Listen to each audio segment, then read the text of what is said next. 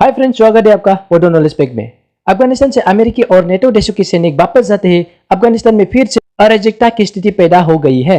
तालिबान का दावा है कि उसने अफगानिस्तान के 85% हिस्सों पर कब्जा कर लिया है। तालिबान अफगानिस्तान में अपनी मौजूदगी स्टेक होल्डर के तौर पर स्थापित करने के लिए तमाम देशों से संपर्क भी कर रहे हैं।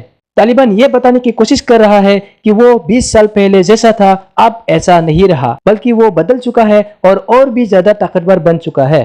पाकिस्तान भी तालिबान को लगातार अफगानिस्तान सरकार में शामिल करने के लिए हिमायत करता रहा है। इसी बीच देश में शांति स्थापित करने के लिए अफगानिस्तान की सरकार दोहा में तालिबान के साथ बातचीत करने वाला है।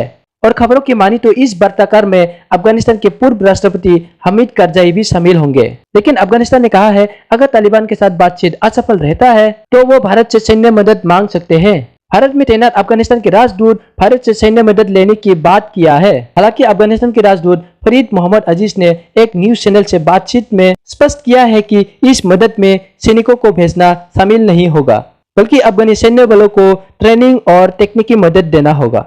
हालांकि अफगानिस्तान में अस्थिरता की स्थिति देखते हुए भी अमेरिका के सैनिकों को वापस बुलाने का जो फैसला है उस पर कोई भी असर नहीं पड़ा है। अमेरिकी राष्ट्रपति जो बाइडेन ने कहा है कि अगस्त के आखिर तक सैनिकों को वापस बुलाने की जो प्रक्रिया है वो कंप्लीट होने वाला है। अफगानिस्तान के राजदूत ने आगे बताया है कि अगर तालिबान के साथ बातचीत सफल नहीं हो पाती है तो हमें आने वाले सालों में भारत की सैन्य मदद की जरूरत होगी। उन्होंने साफ कहा है कि हम भारत से सैन्य मदद की बात नहीं कर सकते।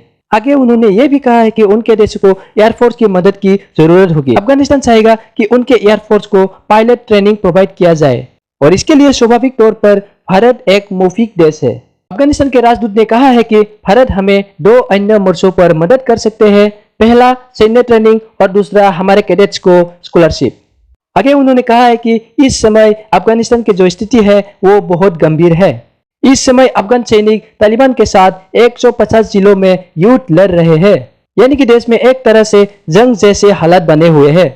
अप्रैल 2021 से अब तक 2 लाख लोग घर छोड़कर जाने के लिए मजबूर हो गए हैं, जबकि 4,000 लोग मारे जा चुके हैं। हाल ही में 22 कमांडर की हत्या का जिक्र करते हुए फरीद ने कहा है कि यह घटना पिछले मंथ की है, जहां इन जवानों को तालिबान ने बेरहमी से हत्या कर दी थी जब ये सैनिक आत्मसमर्पण कर रहे थे। अब आगे भारत सरकार अफगानिस्तान की जो स्थिति बनी हुई है उसमें क्या फैसला लेते हैं यह देखना बहुत जरूरी हो जाता है। तो इस वीडियो में इतना ही। Thanks for watching.